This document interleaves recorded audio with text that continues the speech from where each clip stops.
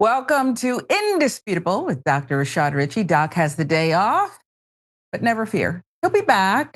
This is a show that, of course, cannot take 2 weeks off at the end of the year because it's a show of record. It's a mirror that we hold up to society, and we all get involved. It's an activist show, I think we proudly call it.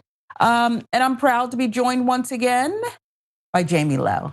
How are you? The glasses are extraordinary, and I do want. Thank you. Thank you. I want anyone who's, maybe some people are just listening, but if you are, how should we describe them for people who are merely listening to this, what will be an extraordinary conversation? You look like one wild cat. I agree with that. I think they're the greatest thing anybody would ever see. And so if you all are watching physically, don't disagree with us. We always have a time. Yeah, we do. And this is going to be unlike, well, not unlike, I'll say, the others. Of course, the stories change. Some of the narratives, unfortunately, stay the same. So let's get after it, shall we? And we'll begin with an update. Let's start this show with an update. A Black hero who was shot by a racist cop is now awarded $8 million. Give you the background. It's been 2 years since Mark McNamara, San Jose, California police officer, was exposed for sending a slew of racist text messages about a Black hero he shot and reportedly resigned from his department. Now the hero, Con Green, the officer shot, is being awarded. Boy, $8 million sounds like a lot of money, but when we look at that picture, I don't know that it's enough, but it is our update today. So what goes into that kind of award? Well, let's remind you of the details surrounding the shooting. Green was inside La Victoria Taqueria with his friend when a random man walked into the restaurant and threatened the group. The man left the establishment, returned with 2 other people. One pulled a gun, sparking a physical altercation. Green's attorney argued that he was acting in self-defense. He wrestled the gun away from the guy. Heroic, right? Attorney Adante Pointer telling local news that, Atlanta Black Star, giving us some of the details here. So what you see here is a young man who sprang into action to defend himself and others and was backing away, creating space between him and the gunman who was trying to take the gun back from him, trying to de-escalate the situation. As he was exiting the restaurant with the gun, he was shot multiple times by police. They believed he was linked to a homicide that happened nearby. Green was arrested, transported to a local hospital when police realized, he was not the suspect. They arrested and charged another man. Green filed a lawsuit against the department and the city last year. Now, let me just say why he would even have to go that route. Why he would even have to file a lawsuit. In order to get a just resolution in America, just monetary, you don't necessarily have to file a lawsuit. You go to the city manager and you say, this is what's going on.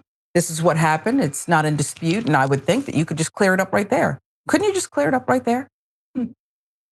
McNamara was identified as the officer who shot the student athlete.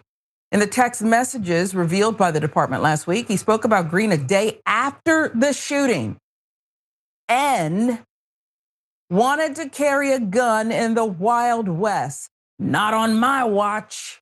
Ha ha.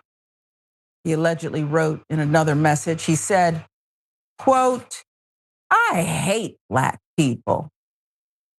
Well, you don't have to be so explicit about it, but I appreciate the candor. I actually appreciate the candor. I think anybody who knows this guy would probably tell us, there's multiple accounts, that he didn't have to be so explicit with it, right? We know who you are, seen you before. Green, in a press conference, recommended the former officer should face attempted murder and hate crime charges. I agree.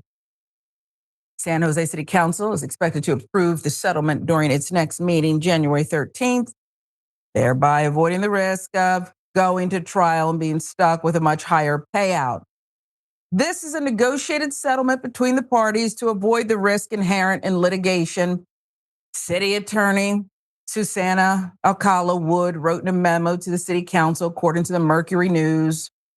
McNamara, who had no shame in his racism, forced to resign in November 2023. That right there, I have to stop again. What are you talking about? Forced to resign. Huh? Doesn't anybody just get fired? I don't know, for what the victim calls attempted murder? Could have killed this guy and then arrested the wrong guy. You just started shooting and shooting. Wild, Wild West was the right thing to write in your text messages, despite the vile context, because that's what you did. You just started wildly shooting without knowing the facts, fool. And for that, you can't be fired. He was forced to resign in November 2023 and does not appear to be working anywhere as a law enforcement officer.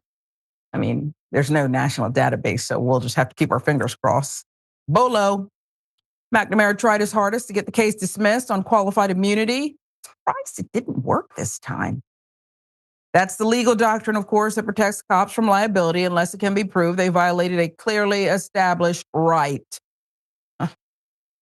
He was denied qualified immunity by a lower court judge, then appealed it, denied again by the appellate court September 2025, which was then when the city realized they would not be able to escape accountability.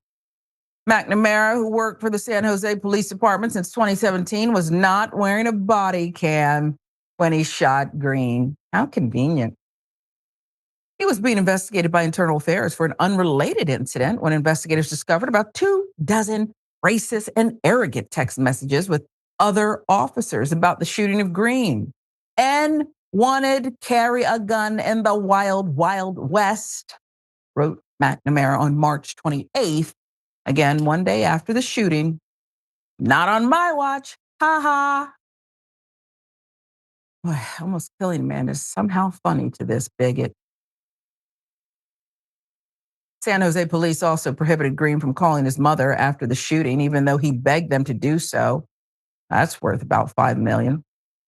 She only learned of the shooting through one of his friends. Green, now 24, was able to recover, now playing defensive end for the University of Arkansas at Pine Bluff, a historically Black college that gave him a full scholarship.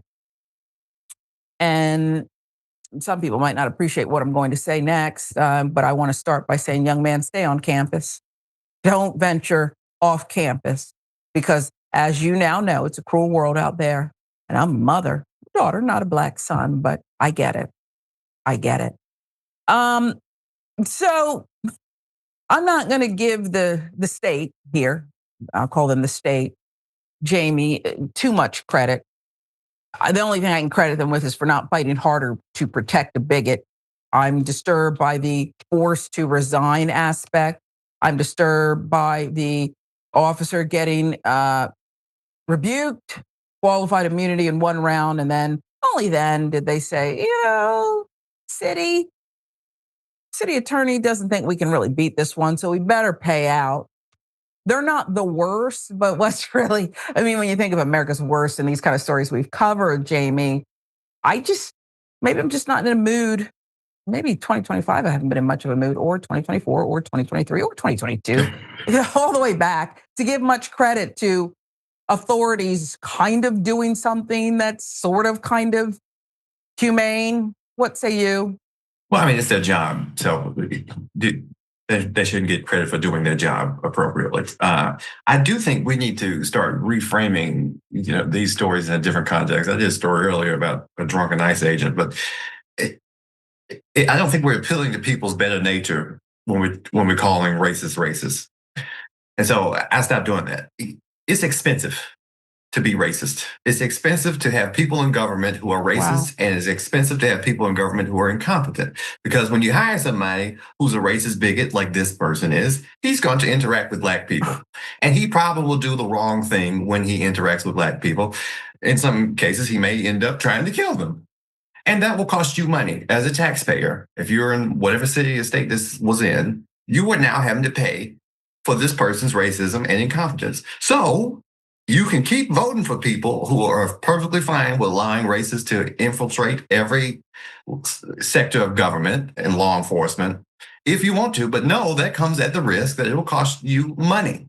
So I would encourage people to go out and really, really, really put the pressure on their elected officials to really open the hood up and look at some of these cops' text messages and how they're kind of communicating back and forth with one another. Not because you care about the plight of Black people, but because it will cost you money. Yeah, I love it. I really like your plan. And I'm going to start, I'll start this show adopting it. If I stray, give me some kind of signal. It can be audible because I like it. Stop asking for slow singing and flower bringing, hearts and prayers. Right. We don't all think alike. Some of us are vile, disgusting, um, and inhumane in our reactions to injustice. So why bother with all that petty stuff? Let's just cut to the chase and the money. When you put bigots in uniform, when you put racists in office, when you adhere to racist policies, it can get expensive for every taxpayer. And that's the one thing, that's the one place the government says, yeah, based on race. Perhaps. Well, I was going to say we're all equal, but then there's that ones, the half a percenters who dodge all taxes. But you know what I mean. Everyday white people who are minding your own business, and some of you going about doing racist business, you too will be hit. You too will be hit with the money, the taxes. Racism is a tax. Oh, a tariff. It's a tariff, okay? And you have to pay it, and you have to pay it, and everybody has to pay it. It's kind of a long, and I don't want to steal your thunder, but it's why I've said for years, racism doesn't just hurt Black people, it hurts everyone. It's why cancer perhaps isn't cured. It's why cancer's not cured. Because you don't know if you have the best and the brightest working towards a cure. Some people are kept out of the mix, out of the game, out of the lab. You never know. So racism, if you want to be that way, just it's fine, but you're going to pay the toll, the tax, the tariff. I love it. I'll give you the last word. Well, yeah, I think you got to bring things home for people. I mean, I've had hundreds and hundreds and hundreds of conversations with people who were, I don't see racism, I don't see racism, I don't see color. Well, it didn't affect you because you don't look like me. But this does affect you. If you're this is coming out of the city council now has to allocate more money every year in a contingency fund just in case one of their racist cops haul off and shoot somebody or says arrest the wrong person because he's a racist idiot. That does affect you. So racism affects you. It's coming out of your pocket. We need to start as Black Americans and as minority Americans. We need to start. Really, anybody that's facing oppression, Sure. We need to start using litigation so we can prove the point that look, if you would like to enrich us constantly, we will be more than happy to be the recipients of it. Ugh, I love litigation. I love it, love it, love it. I love a litigious society. Okay, I have to tell you, I always wanted to be a lawyer. So there's nothing you said is a deterrent to me. It's like reeling me in litigation, more. It's wonderful. It's wonderful. God, if I had my way, if I were a network exec, mainstream media, which is failing, I would insert you as a 9 p.m. host immediately. I'd take you it. wouldn't last. I'd take it. And I'd give you one of these no-cut salaries. You wouldn't last because I'd be replaced. They'd soon replace you because you're speaking too much truth. But I would do it in a heartbeat. Just maybe we get 30, 60 days out of it. And I'd love it. Okay. I definitely get another pair of glasses for it. Yeah, you do double duty. You'd still work here as one of our partners. Let's move on to this one. And yes, the A block today, it's a theme of costly racists, we'll call them. I put the costly in because they made the right point. Racism cost everyone. Could have cost this person their life. Racist shoots at a Black Amazon driver, brags about it online.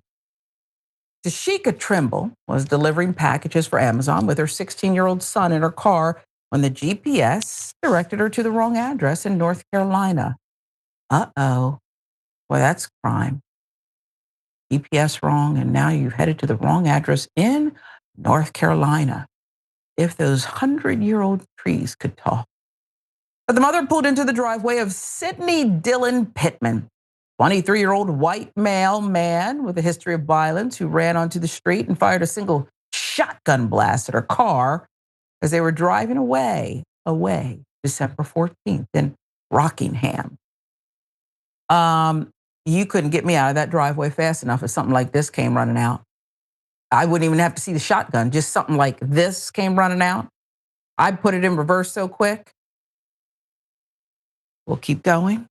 Incident took place at around 9:30 p.m. as Trimble and her son were working as seasonal workers for Amazon. GPS directed me to an address and we turned into the driveway, Trimble said during the press conference, adding that she could see a man with a ponytail and a woman inside the house who then stepped out into the doorway. Trimble said she was going to step out of the car to speak with them, but her son warned her. Oh, smart 16-year-old.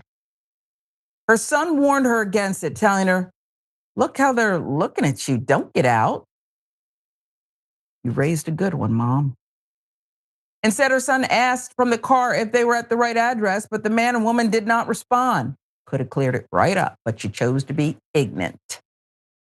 Instead, looked at each other, then back at Trimble and her son, then back behind them, which was when her son told his mother to leave, find the right address by looking at the mailboxes. They found the right address a few houses down the street and were on their way to another delivery when Pittman ran onto the street with his shotgun and opened fire, striking the rear of the vehicle. The shotgun blast struck the trunk and taillight of the 2023 Dodge Charger, but did not strike Trimble or her son, although it could have easily killed them, considering they were inside the car. Two Black people in North Carolina. Dillon was arrested the following day on a single charge of discharging a weapon into occupied property, a Class D felony, along with a single misdemeanor charge of injury to personal property. That's North Carolina for you. Overcharged. They love to overcharge. Why not hit him with attempted murder? He was released 3 days later. Why? Obviously a threat. Then he took to social media to mock the shooting, according to attorney John Barnett III, who was calling for prosecutors to upgrade the charges to attempted murder. I told you, not one day of law school. I told you. He said he will also ask the FBI to charge him with federal hate crime charges. Well, that's a nice little throwaway thing to ask for, but I can tell you right now, because I don't even have to be clairvoyant. I don't need a crystal ball. Not with this FBI, okay? It's not going to happen. But you should still ask Counselor Barnett. You should still ask. I shot someone that's cold-colored, Pittman wrote, followed by a laughing emoji, according to Barnett III, who was speaking at a press conference December 22nd in front of the old courthouse in Rockingham. What did that courthouse see over the last 150 years? Whew. Probably go watch Mississippi Burning, that old movie, and that'll kind of tell you probably what went on here too. Pittman 23, arrested earlier this year on charges of assault by pointing a gun and cyber stalking a woman he evidently had a relationship with. Can we double check that again? Put up the mug shot. Are we sure he had this relationship? Asking for, okay. As much as I love our team, and I say they're never wrong. If something wrong happens on this show, it's because I'm feeling it and I've said it. But when you look at that mugshot, I do think we need to double check if he had evidently a relationship with anyone. What? Anyway. She also filed a restraining order against him in 2024, but both those cases were dismissed, perhaps because the victim declined to pursue charges. One of the conditions for his release prior to the assault and cyber stalking charges being dismissed is that he have no access to weapons, but that likely no longer applies since the charges were dismissed, allowing him to maintain possession of the Mossberg 500A 12-gauge shotgun he used to shoot at Trimble and her son. God bless America. Look at your life. Barnett also said he will not stop fighting for an attempted murder charge against Pittman, which is considered a Class B2 felony in North Carolina compared to Class D for the current charge of discharging a weapon into occupied property. Damn it, if they didn't look for the lowest possible threshold of a charge here. You're not fooling me, North Carolina. Just stop it now, Rockingham. Stop it. And I have kin in North Carolina, and I will be checking on my cousin Tara today and saying, which county are you in again? Because they're all probably have issues, but I just want her to be aware of what's going on down there. And well, she's pretty well off. But if you're doing any driving for Amazon, note what went down in Rockingham. is what I will be telling my cousin today. Wow. The former carries a sentence of 7 to 32 years in prison. The latter carries a sentence of 3 to 13. This mother and this son could have been shot and killed, and we could be at a funeral, Barnett said. So we want attempted murder. When asked by a reporter at the press conference how she would react if Pittman apologized to her, she did not mince her words. I'd tell him he could stick that up his ass. I don't want it. He can keep it. I like this mother. I won't be going to Rockingham, but if I did, Jamie, I probably would say, you know what? I think you and I have a lot in common. Let's maybe, well, we'll stay in and have some sweet tea. I don't even know if I want to go out for a drink at a dive bar around there, if you know what I mean. Here we go again. And a piglet here in a ponytail, running out of the house, acting like a wild boar, firing a rifle at two black people, gets a Class D felony, even though he'd been in trouble before. And I contend to you that had he been a black male, I don't even know if he'd still be alive, first of all. He wouldn't wait until the next day to arrest him. But regardless of whether the previous recent charges were dismissed or I don't want to go forward with it, they would have slapped the law on him, okay? Not a Class D felony, which allows you to then go on Facebook talking about you shot at cold-colored people, some ignorant North Carolina mess. I don't even know how to translate this idiot. Yeah. Well, you don't do math, so that you would need to partake in math to be able to translate it that way. You had to be kind of immersive. I'm kind of taken aback at what kind of stupid question that was from that reporter asking her what her reaction to be for his apology. Who? And I don't think it would be directed at a white woman. If a white woman was shot at and attempted to be murdered, would they ask you, well, if he apologized, would you let it go? Because you're really making a big old fuss over nothing. I mean, sure, he tried to shoot at you and your son and called you cold color on the internet. Which, if I was a prosecutor, look at his words. You don't even have to, engage in some kind of advanced level investigation. He's admitting to it online. What kind of situation is that? You just firing into a occupied possession. What kind of stupid charge is that?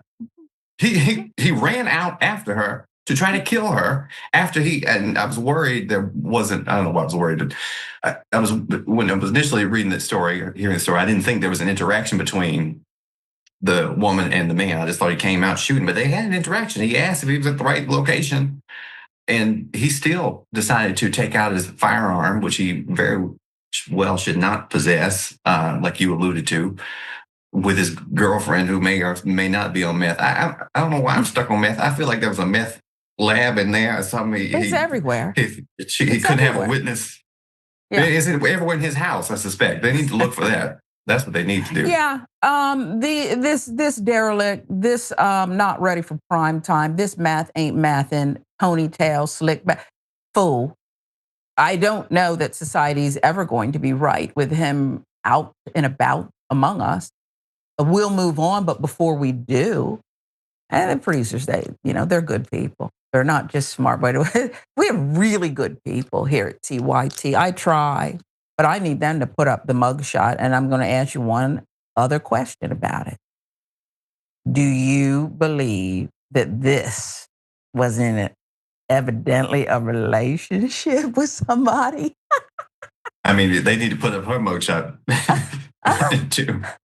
And we're talking about the one on the right. She's a perfectly good mother on the left, but the one in the orange jumper, I can't unsee.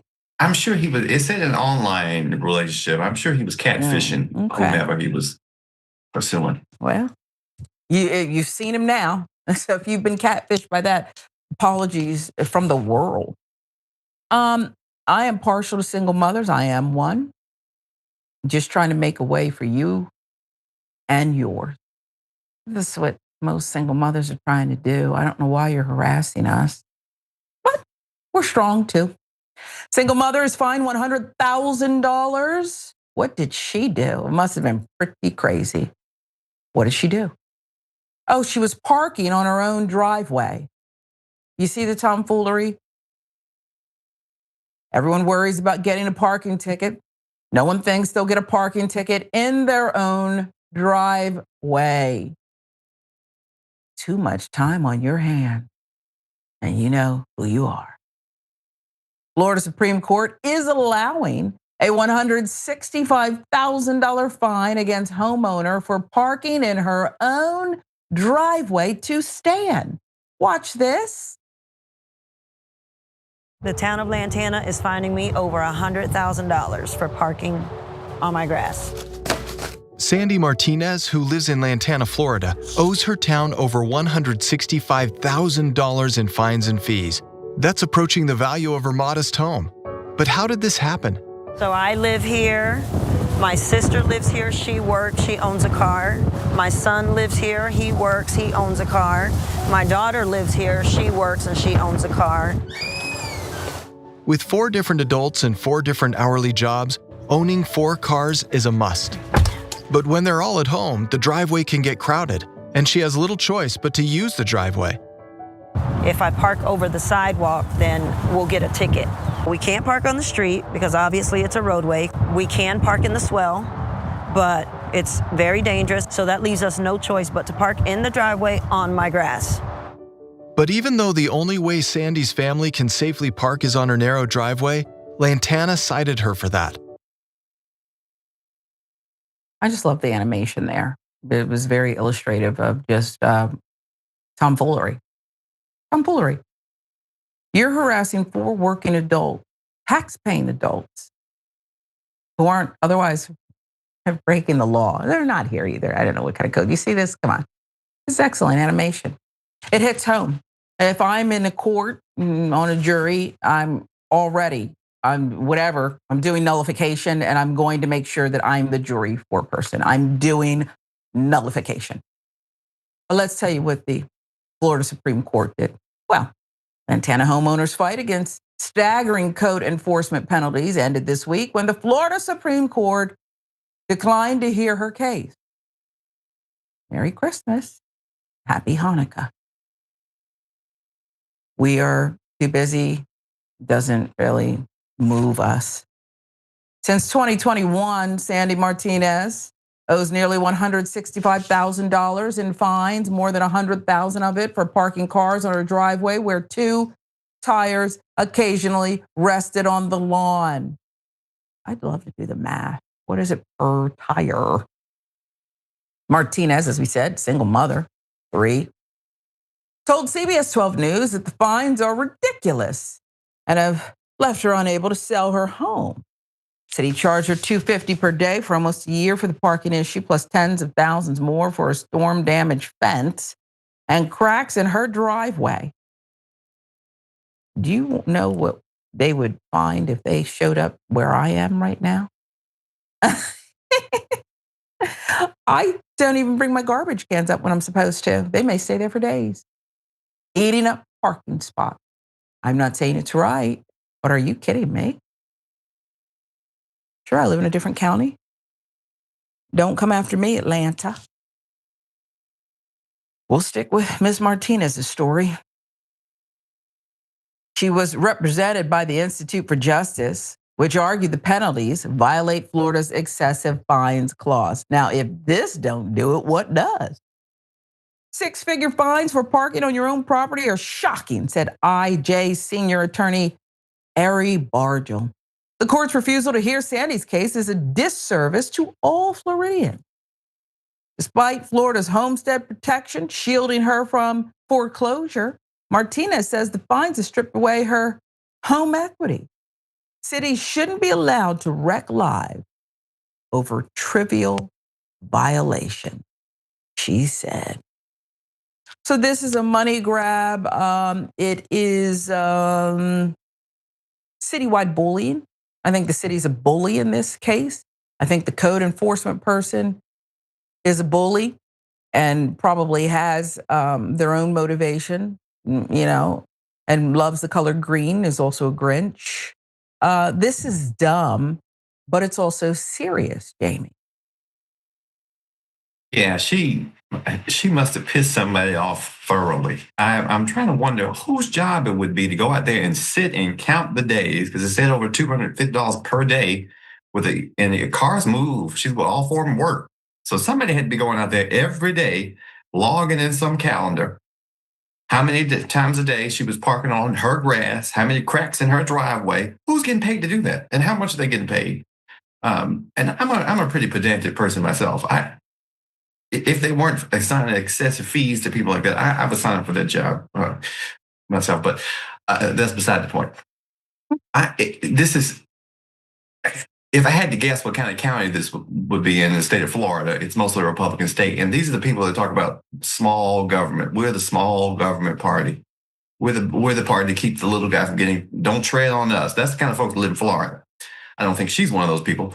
But if this is not big government, I don't know what is big government. The lady's getting charged more than her house is worth or adjacent to it for parking on her own property. Who is she harming by parking on the grass? Where does that fall under protect and serve? Well, it doesn't. And it's as ignorant as that. What's that rhyme about you step on the crack and something about your mama's back? Does I have it right? You break your mama's back. And that's what they're trying to do here. They're trying to break this single mother's back and that of her children and her sister and everyone who is just trying. I'm not even going to accuse them of trying to live the American dream. Okay. They've got all these adults in a small,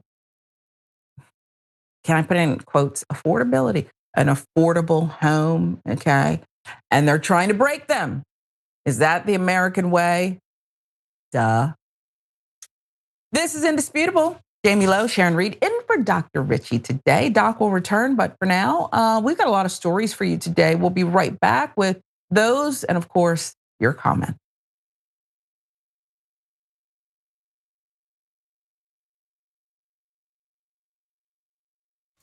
They failed us. And if you're not angry about that, Michael, and any of you out there, then you're damn wrong. Because you should be angry. Young Turks. It was genuine. He was mad. Cenk Uygur, known online as one of the Young Turks, isn't afraid to throw some punches. 3, 2, 1, fade up. Cenk the Turk Uygur. What kind of TV station is this? The whole point is for me to yell and scream and tell you what I think. It was right out of like Wayne's World. This guy on this little rinky-dink website is speaking truth to power. We've been averaging 600,000 views a day, beating most of the cable shows in America. We're the largest online news show in the world. We're celebrating our 1 billionth view. Television, we're coming. More politics ahead with Cenk Uygur. He knew that the MSNBC opportunity was an experiment. And fill and host beat CNN and Headline News combined. At some point, they want to give me a show. Every single year, that comes out of our paycheck. We put it in, and you're saying we were suckers. When you, as a host, tells someone you're interviewing to shut up, that's going to raise a red flag. That guy needed a tall glass of shut up juice. If President Obama's doing the wrong thing, I'm not going to tell you that he's doing the right thing so I can, quote, support him. He says to me, "You won't believe the meeting that I just had." The head of MSNBC talked to me. They want him off the air. Cenk took an incredible risk. We're supposed to challenge the government. That's the role of the media. The Democrats and the Republicans are here to screw you. And who on the air is saying it? I wouldn't have done what he did. That if I'm going to be a talk show host, I should be the biggest talk show host in the country. I don't think anyone else does it better. I don't think anyone's even close. Before you know it, I'll be back on your TV doing a national show. I guarantee it.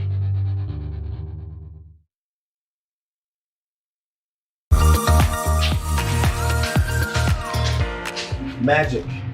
It's showtime. And say 45 minutes. I'm hosting today. Now, I know what you're thinking, Jerry, your face is already perfect, but you know what? I still need to apply some makeup. I went through this process, right, a few years ago, when I realized that I was gonna have to wear makeup on the show. I had to go through like finding out what my undertones were. You guys know what those are? I got my MAC Cosmetics. It says SPF 15 foundation, broad spectrum. But apparently what I have is red undertones, and I think pores are not supposed to be seen. I need all these things to be confirmed for me. These sponge things don't work for me. You gotta use your hands. This idea. That's how the magic really happens. So we're gonna go through a tutorial. how to make the magic happen from beautiful to beautifuler. Let's go. I've already been moisturized. That's the first thing. But moisturization already happened. We go raw. All hands. Pick up. Couple streaks. This is the guy way of putting on makeup. We got dots.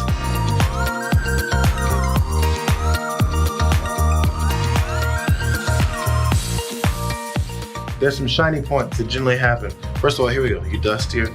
I'm putting way too much, but you dust. Oh, get the excess off. You don't want chunky powder. There's like a T-zone, I think, right? Mine is a double T-zone. Because I went middle and another cross. Make sure your nose isn't all shiny. People get on you for it. You know, say, that's not a good point you made on there, JR. Your nose is shiny. You guys are picky like that sometimes. I think that's about it, fellas and ladies. See you guys next time. Bitsies.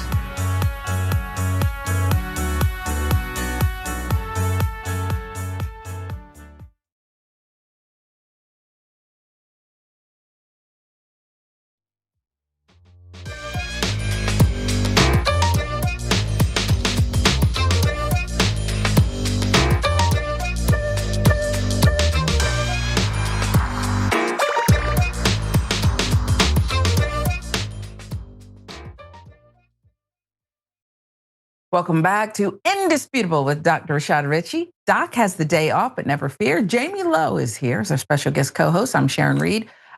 Keeping the chair warm for Doc.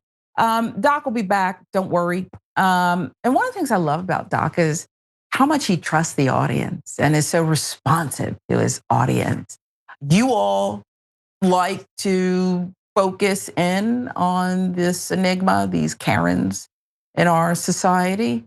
So much so that you keep scorecard. You do. And since it's that time of year to determine 2025's Karen of the Year, we do want to share with you more information about the 4 finalists. And these are really special people. Think about all the Karens, some even double doses. I mean, there's so many Karens in a year. And these are the top picks, the finalists. They include a Karen who received over $700,000 in donations after she called a black child the N-word on a playground. A Karen who falsely accused Portia Williams of assaulting her during a flight. A racist Beverly Hills Karen who played the victim after belittling valet workers. Ooh, I remember her. A racist Karen couple who received a beatdown after threatening to kill a black man at a convenience store. I don't know how we're going to choose between these. Okay. Something tells me we'll go with the Real Housewife. You know, the popularity, Portia Williams fans will probably join in. But the other ones, it's just incredible. These were some incredibly racist people.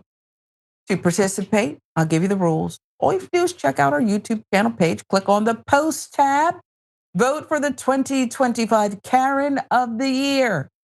You can also find a link in the description. The winner will be announced during tomorrow's show. So you still have time, folks.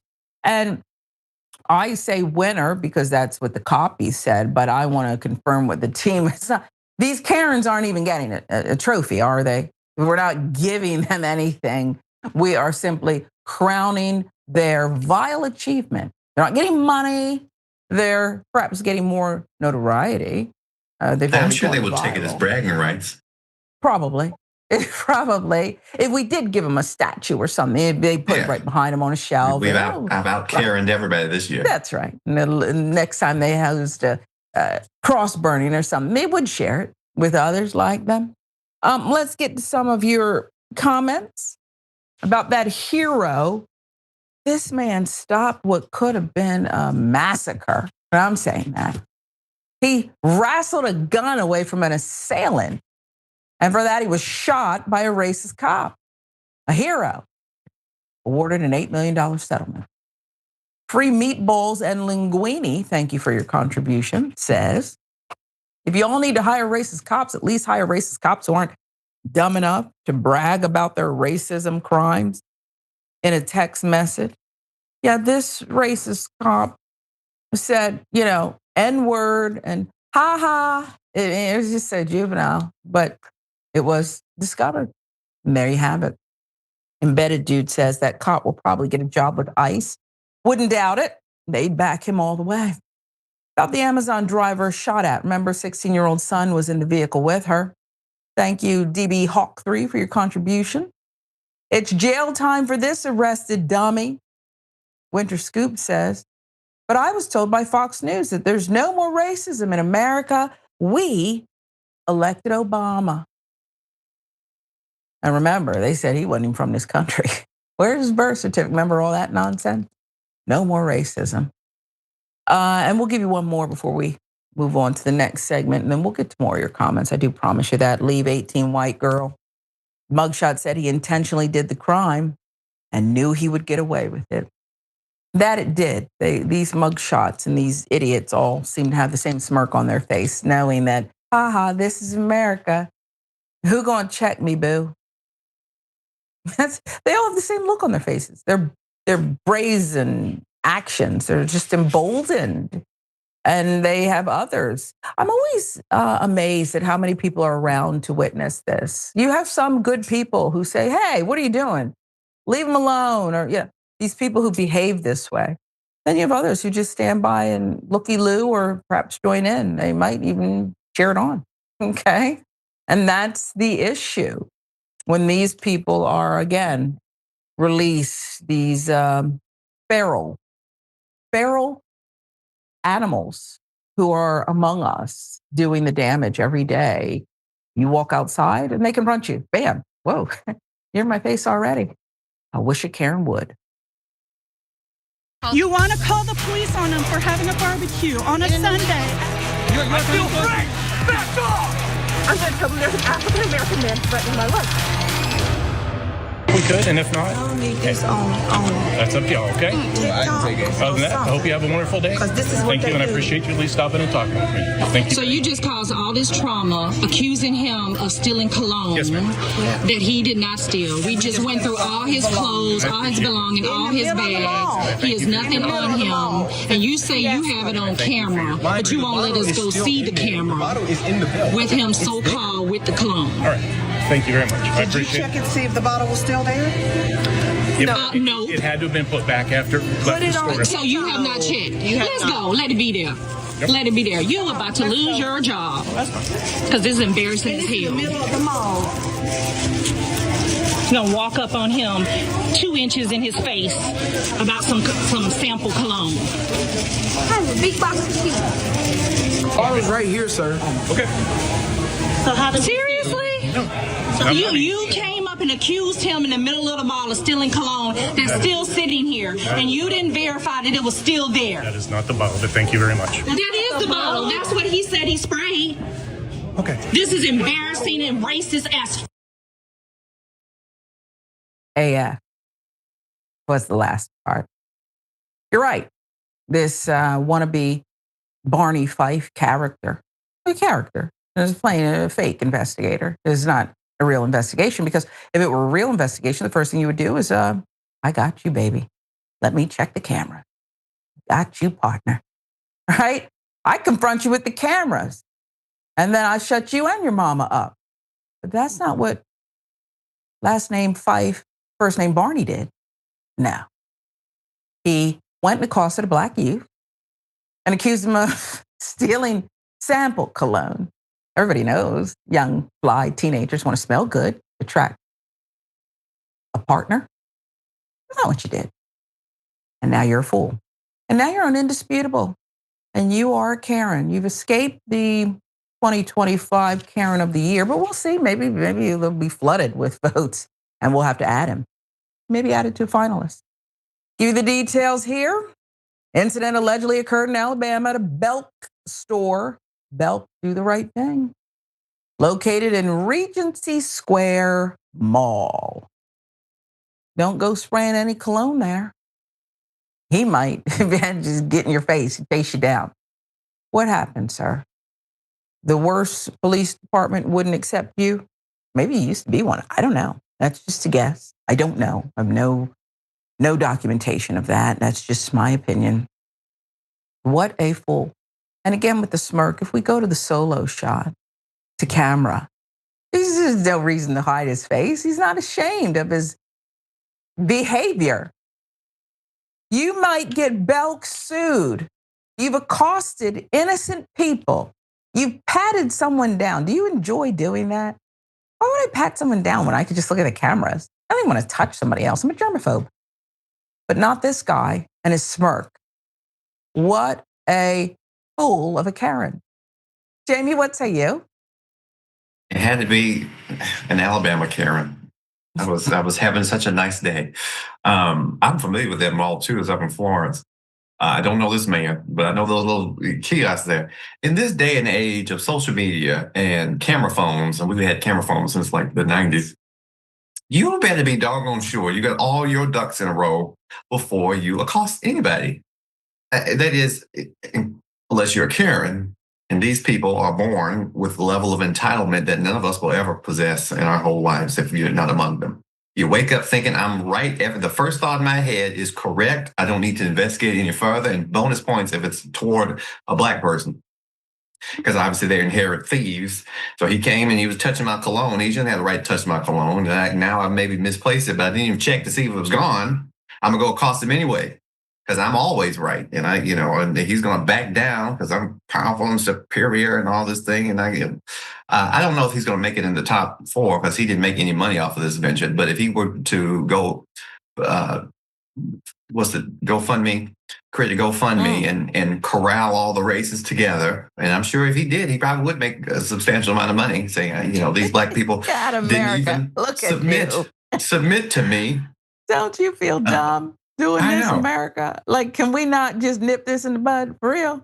It appears that we cannot. That's why I said earlier, we got to stop trying to appeal to people's sensibilities and their better nature. We got to drive it home. If your loved one is suffering from Karenism, lock them away somewhere. At this point in time, if it's spread to the liver like this, I think it's terminal. Keep them inside. Yeah, metastasized. Yeah. Listen, again, the young man, innocent. His mama rightly offended. Now, again, this was over a spray cologne sample. Smelling good, a sample.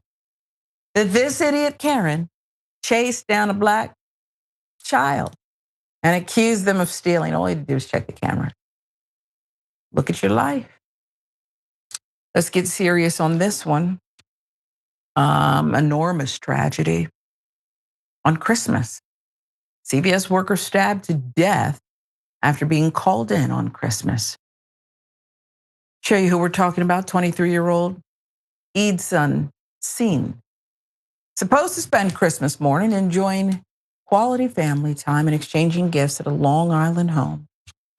His father told the New York Post he spent that morning washing dishes, eating breakfast with his 3 siblings before covering his co-worker's CVS pharmacy shift at the last minute. He never made it home. Just a wonderful smile. Hardworking young man. 6:50 p.m. Christmas Day, while many families were sitting down enjoying dinner, celebrating, the Suffolk County Police Department responded to a call of a stabbing at a Lindenhurst CVS store. Police found Singh on the floor, suffering from a single stab wound to his chest. Long Island News 12 reported. He was rushed to a West Islip hospital where he was pronounced dead within 1 hour of the senseless attack. Let's get to the stabbing suspect, age 43, John Palacio. He fled the scene, but police found him days later, took him into custody. Prosecutors allege Palacio entered the store Thursday, attacked Singh, the outlet reported. His suspected motive? Money. He allegedly admitted to authorities that he was in debt. The suspect entered the CVS, allegedly demanded money from Singh, who was working behind the counter. Singh refused before he was stabbed. CVS stated that Singh had been with the company for 10 months. Palacio was charged with second-degree murder. At his arraignment, his attorney entered a not guilty plea on his behalf. However, Suffolk County Police Commissioner Kevin Catalina said that the police investigation and search for Palacio were hampered by CVS's slow response of the store surveillance video showing the stabbing. What were you doing, CVS? What took so long? And don't tell me because it was Christmas. Obviously, you were open on Christmas. What were you doing with the footage? Were you analyzing it? That is a question. It's coming from me. That's just a question, not an accusation.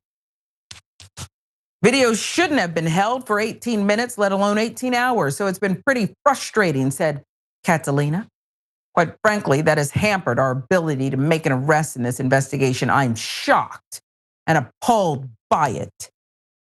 Do you value human life? Do you value others? Do you value an employee who came in on Christmas Day to cover somebody else's shift because you chose to be open on Christmas Day?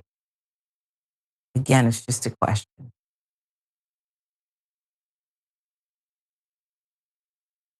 Family created a GoFundMe to raise money to honor Eddie's memory and support his family during this time of profound grief, as every donation is an act of love and compassion, helping to lift the family in sorrow and reminding them they are not alone. You can find that link to donate in the description of this segment. God, he was a cute little boy. And now life cut short not long after. 23. Debt, it seems like, and I'm not here to explain away an accused killer, but debt seems like that's only part of it. If you're going into CVS and robbing the pharmacist, the person behind that counter on Christmas Day, that's over there. Okay, more to be known over there. Throw the book over there. Figure out the why over there. But let's get to CVS over here. 18 hours? Huge corporation? It's in the news? Don't give me this, we could not open a store. Perhaps that, the camera, how do we press the button? How do we work this? There's something in me, it's the reporter instinct that says, what were they doing in those 18 hours? Not working for a greater public good and a killer on the loose. What say you, Jamie? I didn't notice that angle till you brought it up. It is a little suspicious that, especially because you would think that a company this size and with liability working out the wazoo, they would try to jump ahead of that and be as productive as possible. But that's almost a day that it takes to pull security footage. I don't know, maybe nothing, but it is a little head scratching. But we have so many crises in America right now. There's a gigantic mental health crisis at the moment. Workers are not paid nearly enough. I'm sure this young man was not making anywhere close to a livable wage from the CVS pharmacy, despite having to work on Christmas Eve. But the workers are having to put up with entirely too much because there are people on the streets who are whacked out of their gourds. And I don't know if the stabber, I don't want to make excuses for him. You shouldn't kill anybody. And it's tragic that what happened to this young man, and he should be thrown up under the jail to stab somebody to death. I think is particularly malicious and heinous. And I think deserving of a higher degree of murder, but I don't know how they do stuff in Long Island. But I will say, there are people roaming the streets everywhere who are suffering from drug addiction, suffering from mental health crisis, and we're just moving on like it's normal. There's no support system. So, you're bound to have things like this happen in a society that turns its back on people experiencing mental health crisis. There's no sort of overwhelming, universal movement toward a solution to solve that problem. On top of that, workers at Burger King are having to be having Narcan, and public libraries having Narcan. We're just putting up with entirely too much as American citizens, and it's about time our government wakes up. Yeah. And I don't know if they will, but I don't know. I'm just looking at his picture again. We know there was a vigil held. I do wonder if you're going to be open on Christmas Day, and I don't know that this could have stopped it. And I don't know right now. We're working to learn more whether this person was in the store working alone or if there was a security guard or some other assistance there. I just don't like that 18-hour gap. in finding The pharmacy somebody. seems like a pharmacy specifically would have better security features there, such that they would always be aware of what's happening in the pharmacy specifically. You got controlled substances in there. Hell, You've intrigued me. You go buy Sudafed, and I got to tell you, my business, I'm tracked. Ain't did no illegal drug in my life, but I have to sign some document to clear my nose because of everything going on in America with drugs. So these are valid questions that we're going to continue to ask. I have so much sympathy for this family, but in the end, do they want that or do they want Eddie back? And he's never coming back. This is Indisputable. Sharon Reed alongside our special guest co-host Jamie Lowe in for Doc today. Much more to come, including your comments.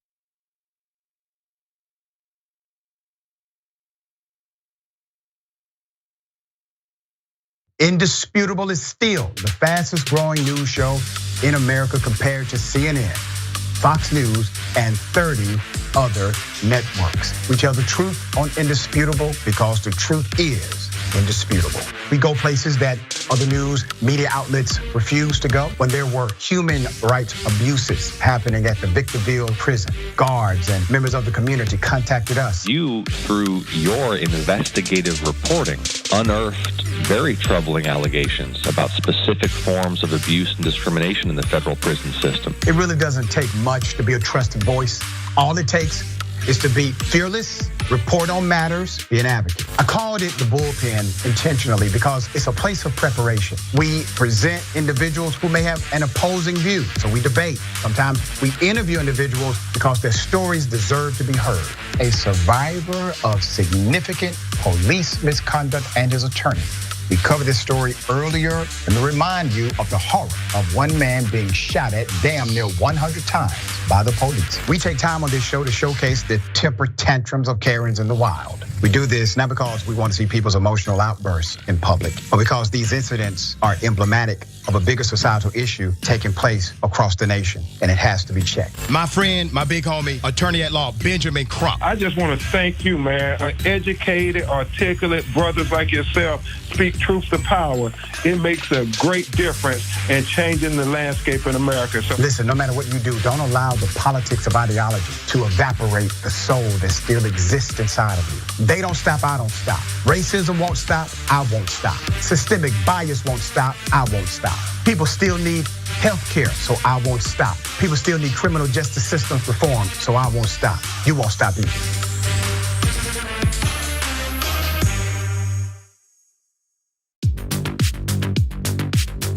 I'm wearing one of our pieces of merchandise. So the funny thing about the Dragon Squad, and that's what our viewers call themselves. That's the name of the group, but every individual chooses their own name. You might have Cincinnati Dragon. You might have Harry Potter Dragon. We have a Grandma Sunshine Dragon is one of those that I remember. These are people that like to have an element of themselves, their lives, what's significant to them reflected as a part of the community. But the concept of the Dragon Squad is just something I threw away as a joke. I was mocking the Proud Boys, these like right-wing groups that come up with a name for themselves that they think is cool, but it's actually really lame. And I thought, off the top of my head, I can come up with something that's still kind of lame, but much cooler. And so I threw out Dragon Squad and I just moved on with my life.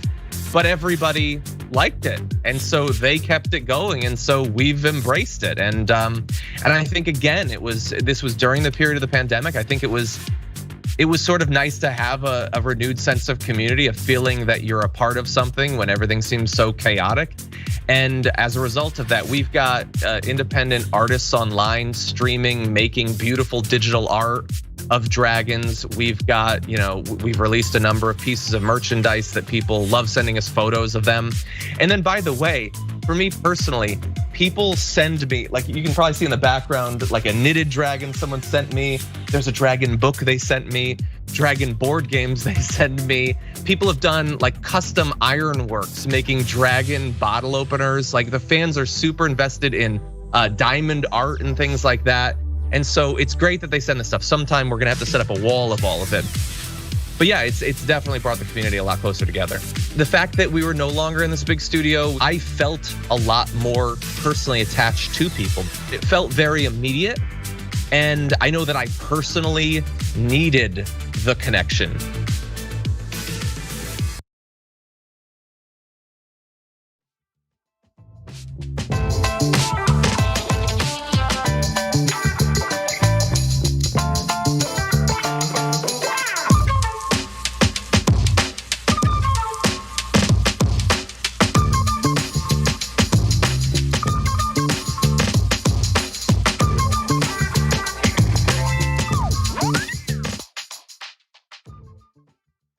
Welcome back to Indisputable. Doc has the day off. Sharon Reed, Jamie Lowe here.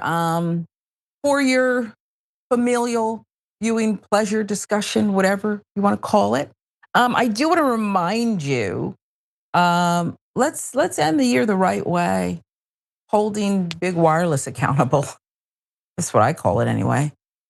You may refer to it as Noble Mobile. If you're tired of the doom scroll, this one's for you. You're not alone. Entire system is designed to keep you glued to your screen while the billionaire owners of big wireless profit from every minute you're on it. That's just the truth, folks. What if you could break the cycle? Get rewarded for doing so. Our partners at Noble Mobile have a revolutionary idea. They pay you to use your phone less. On their no bull plan, you get unlimited data for just $50 a month. The data you don't use, what happens to it? Well, you get it as cash back. Check it out at tyt.com/switch. When you sign up today, you'll also get a $50 sign up bonus. It's like a free month. Switch to Noble today. Visit tyt.com/switch. I love it. What's not to love? Try it. Let us know what you think. Let's get to more of your comments. TYT members first. Leave 18 WHT girl. Black people are automatically guilty when it comes to Karen's idealism. We had that male Karen, wannabe security officer, a fool. I wouldn't even, look, I'm lazy. I'm going to try to get out of that in the new year, but all I have to do is look at a bank of cameras and continue eating Doritos. I'm just going to look at the cameras. I don't care what the kid does. I'm not going to approach some kid and his family about some sample cologne. Hell, I wouldn't if I did see him take it, but he didn't take it, okay? But I would not get up from my beverage of choice, non-carbonated lately, and a bag of Doritos for some nonsense. I just look at the camera. What are we doing here? A fool. X-Dog, the security dragon, says, as a security expert with many years in retail security, he would be sure heavy for not having all his steps.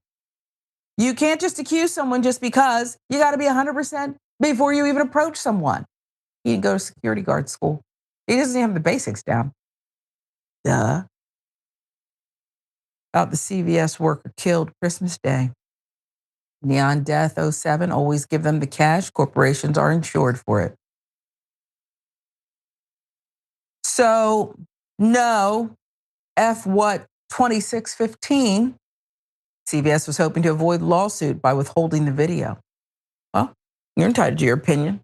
And I think that until they explain otherwise, what are we supposed to think? That may not even be the case. We don't know. We're working to learn more. But until we get that explanation, these are questions people are asking. I'm just saying. Now, go to this next one. It's an accusation. A man is accused of manslaughter after doing target practice in his backyard. Well, maybe this is just a misunderstanding. Let's see. It's difficult to know the exact number of guns purchased as Christmas presents, but there are roughly 100,000 background checks seen daily in the week leading up to Christmas. There's so many other things you could buy, those Labubu dolls. I don't understand why people are paying good money for those. Why are so many background checks? Why are we flooding more guns out there? Hey, it's the American way? Is that what you're telling me? Okay, got it. It's a major sales period for the firearms industry. One of those weapons purchased as a Christmas present killed a woman holding a baby on Christmas Day. 33-year-old Cody Wayne Adams has been charged now with first-degree manslaughter. Oklahoma man who was doing target practice in his backyard on Christmas is believed to have shot and killed an elderly woman a few blocks from his home, authorities said. Cody Wayne Adams, 33, charged now with first-degree manslaughter in connection with the deadly shooting. Court filing show. ABC News with some of the details here. The victim was on a covered front porch with family members at a residence in Comanche when she was shot Thursday afternoon, according to the probable cause affidavit. She was holding a baby in her left arm While seated on a love seat, she was struck in her right upper arm, according to the affidavit. The bullet then entered her chest cavity, it said. First responders were dispatched to the residence at approximately 3:15 p.m. Thursday, the Stevens County Sheriff's Office said.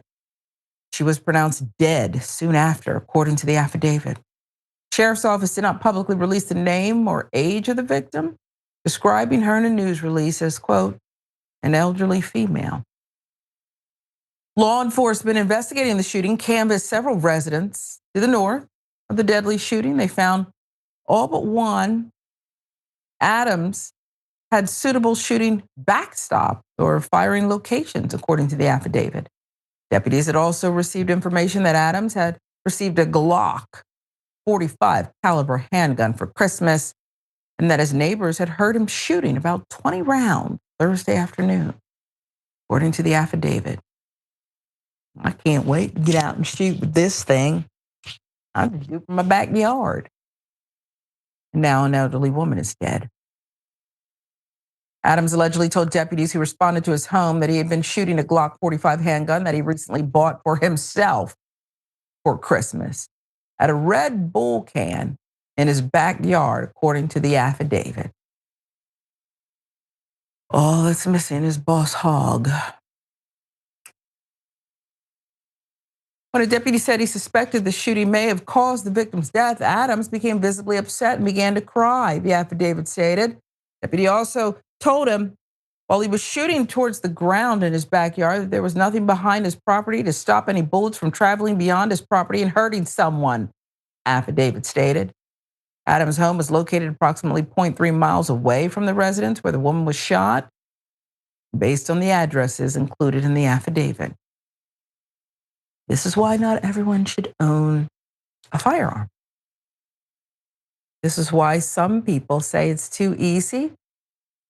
Just pick one up, even gift yourself one for Christmas. Isn't that beautiful? Until someone dies down the way, 0.3 miles away. After being read his Miranda rights, Adams allegedly acknowledged that he was shooting south from his residence on Thursday with the Glock handgun, which had been loaded with approximately 8 and then 10 rounds of Winchester 45 caliber ammunition, according to the affidavit. Deputies arrested Adams Thursday evening for first-degree manslaughter after consulting with the local district attorney's office, the Stevens County Sheriff's Office said. Charging document alleges that he caused the woman's death by engaging in conduct with a firearm that created a situation of unreasonable risk and probability of death or great bodily harm to another person, demonstrated a conscious disregard for the safety of others. Let's go to his initial court appearance. That happened on Friday. Adams' bond was set at $100,000, according to online court records. And oh yeah, what about the baby she was holding? These are the charges I'm looking at, but I'd charge him with that too. I'd have charged him with something. Could have hit the baby too. This seems to me, if these facts hold, Jamie, at its core, a fool, a buffoon who should not own a weapon. One of the reasons it should be reined in, how easy it is to get your hands on a 45 Glock and then like a fool on Christmas, just go out and celebrate the gift you bought yourself.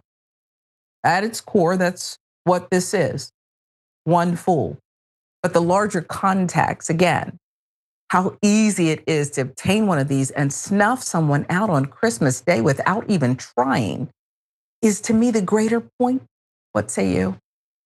Well, and the sad part is I don't think that this is going to move anybody who wasn't already at this position, which is tragic. I don't know what's wrong with people. I don't know who gets somebody a gun for Christmas, let alone children, which I've seen some folks get gifted to kids under the age of 16, 15, 14 guns for Christmas. I'm not agoraphobic. I am somebody who goes out. I go to Walmart, whatever, Target. I go to work. I leave my house. I think anybody who interacts with more than 10 people a day, which I do, has to believe in gun control. Because 60% of the people I encounter in my day-to-day life, I would not trust with a goldfish. let alone a gun. And they have rights to it, just like I do. I live in the state of Alabama. I have a gun. I've shot it twice, both times at a gun range. Never at my home, at Coke cans or something. And in Alabama, we have permitless carry. Anybody can get a gun. Doesn't have to register it, nothing like that. And that is in the back of my head every time I interact with a dumbass, which is frequently, like I said, it happens more than daily. I'm like, this person could have a gun right now. This person can have a gun. This person can choose to murder somebody, or this person can just be stupid like this gentleman, just firing into oblivion. What could go wrong? I'm sure he was drunk at the time as well, by giving himself a Glock for Christmas and shooting somebody's poor old granny, and could have got the baby. I agree with you. He should be charged with the bullet that hit her and that same bullet if it was even in close proximity to that child and everybody else is in the house. I mean, you cannot.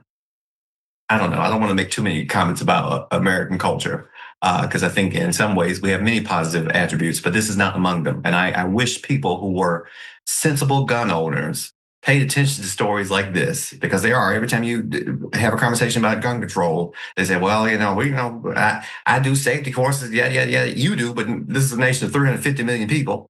And this gentleman certainly didn't. I don't know. I don't know what could fix this. Well, I listen to every word you said, but and I make these lists and then I lose them or I scrap them, but I'm now not going to 8 places. I'm not going to North Carolina, Long Island, Florida, Oklahoma, Texas, Mississippi, Louisiana, or Alabama. Okay? Permitless carry is what you called it for Alabama. So I had to put Alabama's now at the top of the list. And we'll see. Like I said, I lose these lists and say, well, I'm not, because soon I can't leave. Okay. And by the way, I live in Georgia, so I don't even know if this list is going to help me stay alive. I feel like y'all are pretty close to where we are. Right. That's right. You already don't want to leave it inside the perimeter. Okay. Because this is a problem. It's a problem. But it's one that is so, and pardon the pun, self-inflicted. It didn't even need to happen. Now I can't celebrate with my family. As someone who's lived a presumably somewhat long life, they described her as an elderly woman. I have to be snuffed out while celebrating holding a cuddly baby because we can't get it together in this country. Own your guns. Don't shoot at a Red Bull can in the backyard. Duh. I'll give you the last word. Well, even people who are against gun control, like, do you not interact with people? Like, there's so many dummies that I interact with daily, all the time, that you should not be allowed to drive. You should not be allowed. There needs to be somebody with you when you wake up and stays with you till you put your head down on the pillow. And you're fine with them having guns. You're fine with everybody that you interact with having guns in a system where we don't regulate them. In a state like Alabama, where you have to get a permit to carry, even to conceal them. All these dumbasses, we're in a goldfish bowl of guns and idiots in equal measure. And that should make everybody who is paying attention nervous. And yet here we are. As you said, these are the same people who you would not trust to hold a bag of pork rinds responsibly, can own gun and shoot them. Look at your life, America. Let's move on to this. If nobody wants to come to your party, maybe you shouldn't have it. President's finding that out the hard way. Trump Kennedy Center's New Year's Eve concert scrapped. Why? Artist boycott. Can you imagine you make it all the way to the presidency twice and no one wants to come to your New Year's Eve party? It's just hilarious to me. Trump Kennedy Center says it plans to sue jazz musician who canceled a Christmas performance over Trump name change. What?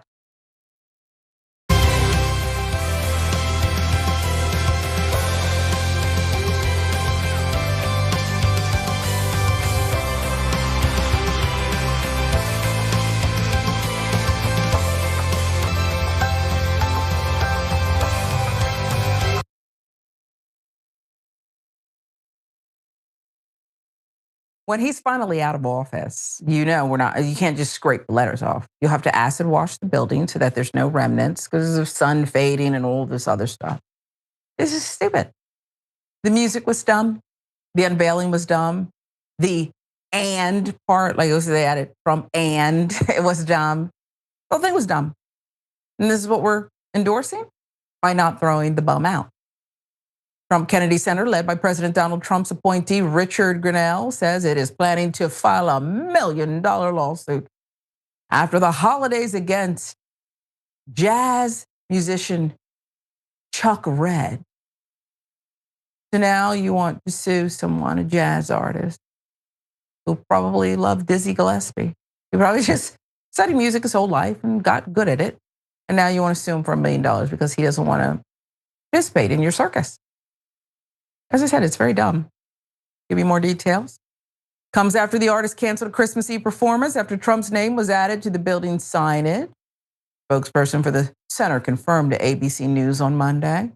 Cancellation of the performance, an annual Christmas Eve jazz jam, scheduled on the evening of December 24th in Washington, D.C., was confirmed on the National Cultural Center's website. Came days after Trump's name was added alongside President John F. Kennedy's. The threat to file $1 million lawsuit was expressed by Grenell, the center's president, in a letter that was addressed to Red and obtained by ABC News. Let's quote the letter. It's dumb too. Your decision to withdraw at the last moment explicitly in response to the center's recent renaming, which honors President Trump's extraordinary efforts to save this national treasure, is classic intolerance and very costly to a nonprofit arts institution. Regrettably, your action surrenders to the sad bullying tactics employed by certain elements on the left who have sought to intimidate artists into boycotting performances at our National Cultural Center. Grenell wrote Red. Did he? Or did he just ask AI? I don't know. I have no information. It's just what popped into my mind. I don't know. Maybe he did write it, and then read it out loud. I don't know. But I want to label it dumb.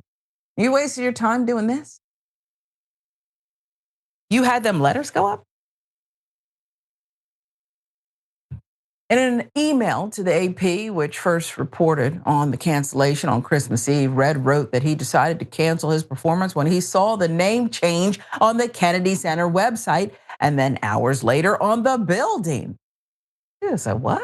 I'm not going there. I added that.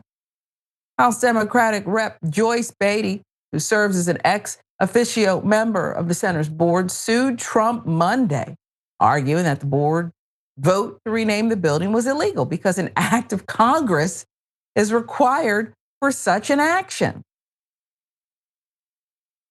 And we don't think much of Congress, but at least go through the motions. Kennedy Center's New Year's Eve concert scrapped. Artists announced boycotts. Kennedy Center's annual New Year's Eve concert will now be canceled after jazz supergroup The Cookers pulled out in a move that comes as other artists protest the institution's rebranding tied to President Donald Trump. Mediaite filling in the details. The band confirmed on Monday that they had scrapped 2 sold-out New Year's Eve performances at the venue just days after a long-running Christmas Eve concert was also called off. The withdrawals are part of a widening boycott that has seen musicians, dancers, theater producers distance themselves from the venue. One band member, saxophonist Billy Harper, was less restrained. Comments made during an interview posted to Facebook on Saturday, he said, quote, I would never even consider performing in a venue bearing a name and being controlled by the kind of board that represents overt racism and deliberate destruction of African American music and culture. The New Year's Eve cancellations follow a growing list of high-profile withdrawals, according to the Washington Post. Jazz musician Chuck Red recently pulled out, as we said, of his annual Christmas Eve concert. Folk singer Christy Lee canceled a mid-January appearance. Since Trump's return to office and the reshaping of the Kennedy Center board earlier this year, planned performances of Hamilton, a concert by Grammy and Pulitzer Prize winner Rhiannon Giddens, and a show by comedian Issa Rae have also been scratched. Look, artists are artists. They're about their craft. I don't believe that artists aren't political. They've been political since the beginning of time, but this isn't even about politics. They don't agree with this tomfoolery, these shenanigans. And you're not going to make them come and dance, sing, entertain us like a minstrel show. They're not going to do it. Find someone who will. Where's Kid Rock when you need him? Jamie, what say you about what the artists are doing and the vindictive? We're going to sue you for $1 million. The GoFundMe is going to be $2 million before you go to bed tonight. You know, Donald Trump is hilarious. First of all, how do you get a memorial when you're still alive? President Kennedy was shot in the head to death. He gets a memorial. How do you give yourself a memorial? You're still in office. We don't have a memory of you. You're actively in our lives at this second. I would love for him to be a memory. I would love to need something physical to say, oh, remember this guy, he was in office, instead of having to be confronted with him at every aspect of our lives like we are right now. I wish we got to a point where it is necessary for Donald Trump to have a memorial. And right now, it's not that moment. So I don't know how he, other than being the largest narcissist on the face of the planet, gives himself a memorial. And they had the nerve to put his name above Kennedy's. That's crazy. This is a crazy person. And I applaud them for protesting the venue. I don't know how, in my head, I'm like, this contract, yeah, I'm assuming the contract was with the Kennedy Center and not the Trump, yada, yada, yada, memorial, whatever. I'm sure it changed the name. Maybe that changes the term of the contract. I don't do contract law, but if that would be where go to law school, that would be where I would hook my thing in. But just on that, just to represent these people, I would go to law school just to be a sticky wicket. I know he builds these disastrous monuments to himself at great cost to himself as well. I mean, he's ruining his reputation, but he doesn't care about that because he's an idiot. Building a ballroom larger than the rest of the White House. Lunacy. And this Republican Party has fallen asleep at the wheel. They're like, you got a drunk uncle that you're kind of trying to distance yourself with like that, and it's not working. With their fingerprints all over this Frankenstein's monster. And now he's desecrating, that's the word for it, desecrating institutions, fundamental institutions that have been here apolitically for decades. But when you said desecrating, I just was thinking to myself, Trump said it, I say, spell it. It was a definition. You're right. You're just so right about this. And you're right about Congress too. The only time they come together is to make sure that measures to restrict them from basically insider trading don't survive. And then they're all in. I've never seen them more present than when it affects their bottom line. Wow. Let's give you this one now. A comedian.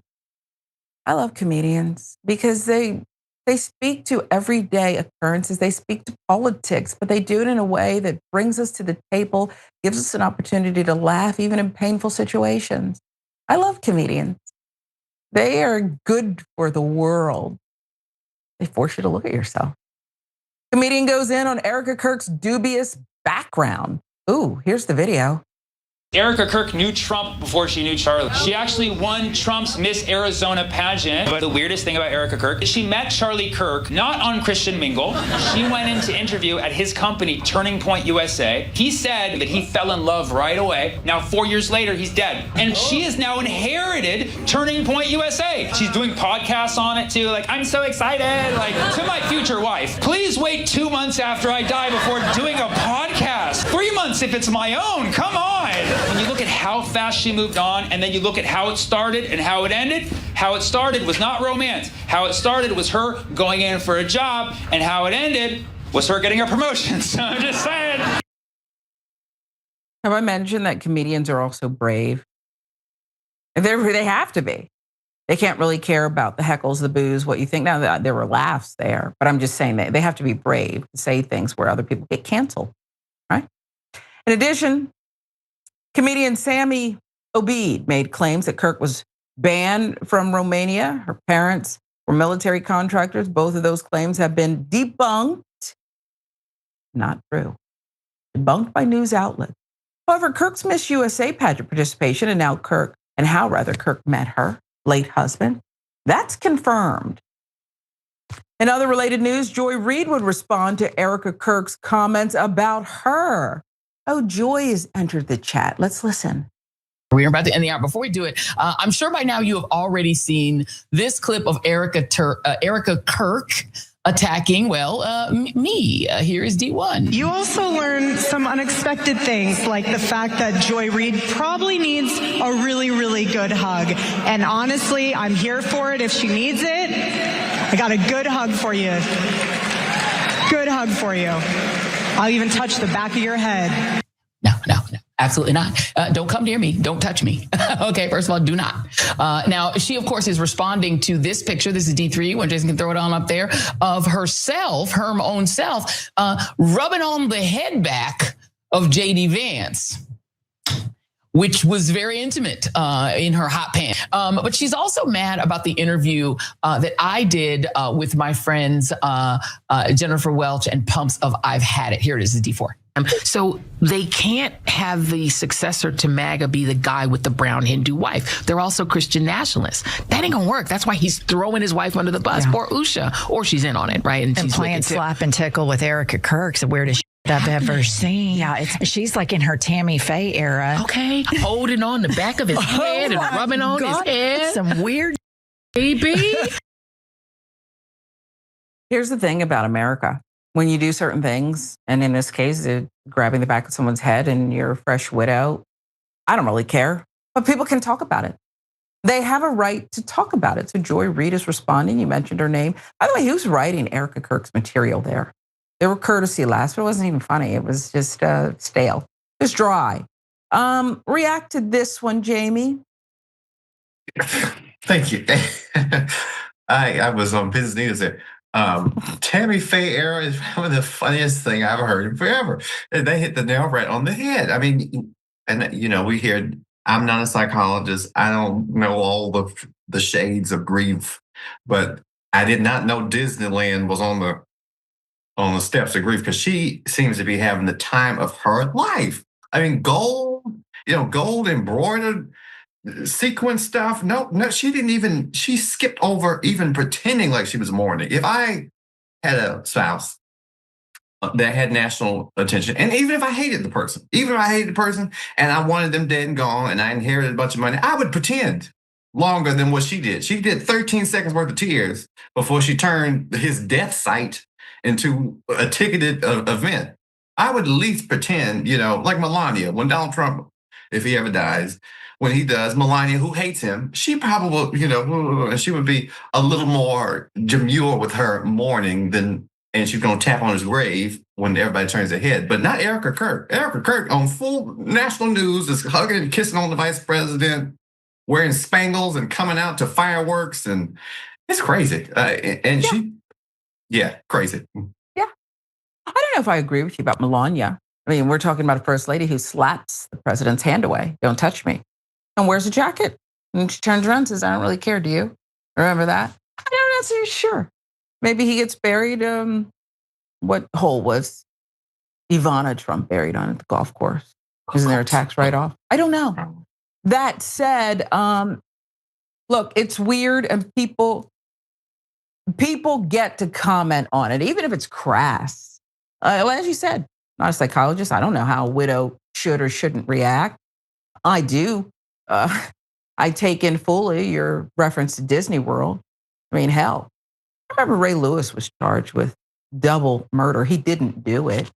But when he went on to become the Super Bowl MVP, of course, they didn't let him say, I'm not going to Disney World. He was the MVP. He killed it. But I didn't mean it that way. That was a slip out. He was balling out in that Super Bowl. MVP. And they had Trent Dilfer. Barely an NFL quarterback. He has a ring. Trent Dilfer got to say, I'm going to Disney World. Very vanilla. But you're right. Erica Kirk has chosen this spotlight. Does not seem to be there reluctantly. Nobody wants their husband to die. I'm going to just stick with that, okay? Unless you're on an episode of Snapped on the Oxygen channel. Nobody wants their husband to die. But she does seem to be embracing this role. There's nothing wrong with that, but people have a right to talk about it. I'll give you the last word.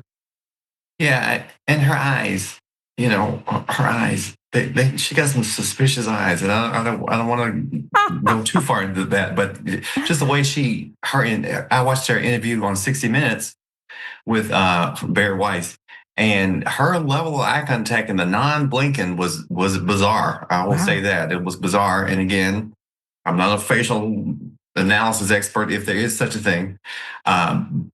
It would appear as though, but I agree with you. When she has entered into the national conversation. She did not take his wealth and just squirrel herself away quietly tomorrow. And she took a national position where she's hosting, leaders of the conservative movement. So that injects you in the national conversation. So now we get to look at how you're operating your new business that once was your husband's business and being real defensive over everything and everybody in it. Like, no, don't look at anything that's going on here. Who they say is the killer is the killer. I'm scared, as my grandmother says. I'm scared. Well, your grandma's right. And to talk about rubbing the back of Joy Reid's head, I think that's a violent verbiage. I think I don't want to stop it. Stop it, Erica. Sue for that. That was a threat. I would sue that. I had not considered the lack of blinking, but I do want to look into that. Just me. I get a cup of tea, chai, latte, and I sit and I analyze videos just because I'm bored. And I'll be doing that. And perhaps I'll reach out to some of my body language experts and say, do you just mean anything? The lack of blinking?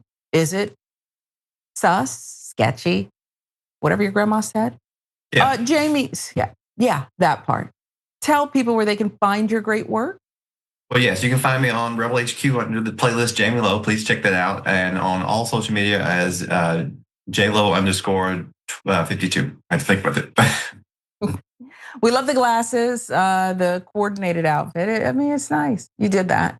This is indisputable. Thank you, Doc. And thank you for being part of this beautiful TYT family, this community. Hope you'll join us tomorrow. There's another show on deck. They're already working on it.